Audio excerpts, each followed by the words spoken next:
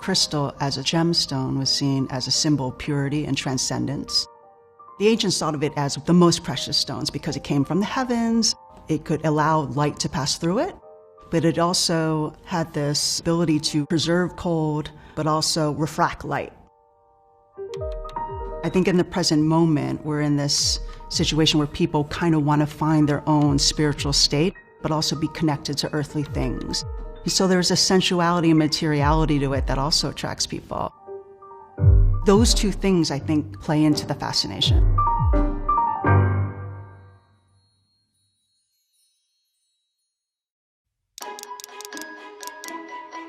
You can just read in any contemporary magazine, oh, use these certain stones, they have certain effects on you if you believe in it. Even though there might be a critique of if crystals actually have healing properties, it doesn't diminish the powers that crystals have in popular imagination.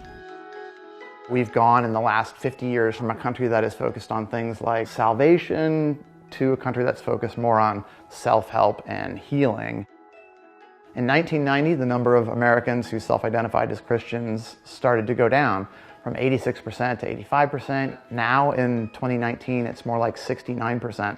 Even though you see a sort of a decline in Americans who practice traditional religion in church, you don't see a decline in spiritual belief. So in the absence of sort of church life, what are people doing? Thinking about crystals, thinking about energetic body work, thinking about healing. We pass on to this new stage where crystals are actually legitimized to a certain extent, and they're seen that they can have healing properties, that people are specialists in them, and that you need to pay for a lot for their services. As far as I know, there's no scientific proof that crystals actually do emanate a real energetic force. But there are real psychological benefits to believing, to having faith.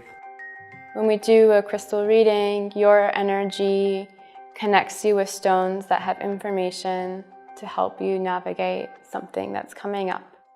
When they're placed on the body, their perfect state allows your vibration to match that state. If you go back to the Greek word, kristallos means frozen ice. And the reason for that is the ancients believed crystal to be one of the most precious gemstones and had its origins from the sky. Like, there's a reason why we say, oh, my thoughts crystallized into something. It's because they kind of represent a mental activity in which one can get closer to God, closer to themselves, closer to the earth. But it all begins with an engagement with a stone, whether it's in one's mind or whether it's holding it close to your skin.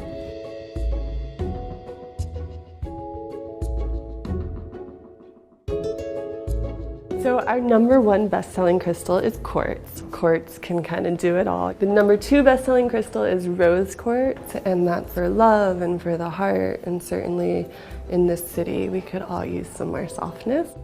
I'm gonna totally be your way. Wait, you know what you want.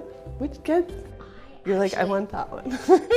That's what I'm here You for. are here Is for that for sale? Yeah. I'm due in August with a little man, our first. We are doing a home birth. Maha Rose has these beautiful selenite plates, and I just thought it would make an amazing base for a birth altar. I basically go to whatever calls me and like to think that he's guiding.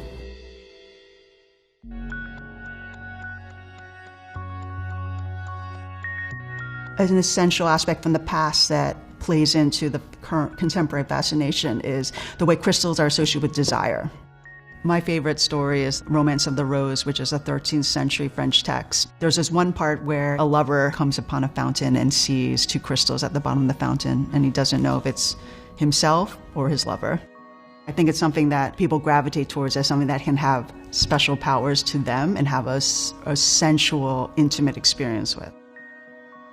When I was first beginning this crystal journey, I remember sitting at the desk at Maha, and I remember seeing this stone off to the side. It was just like by itself. I just remember it felt like it was staring at me the whole time. So finally at the end of the night, I was like, all right, I've had enough. I'm gonna buy you, I'm gonna take you home. It was just wild the way that it like completely transformed my dreams. I think the American mind is still really enchanted or still really spiritual, but American religious practices have kind of shifted. All of that cultural history plays into the current fascination in which there is this tension between, oh, I want something more than myself. At the same time, I like pleasurable experiences that come from interacting with materials. I don't think crystals in particular have healing properties. I guess you could call it a placebo effect, in the same way that, a watch from your father who's passed away, or an image, a very precious picture of someone, can have an effect on you. I do believe that if someone has a crystal and wants to put in all their beliefs, that it can have that effect.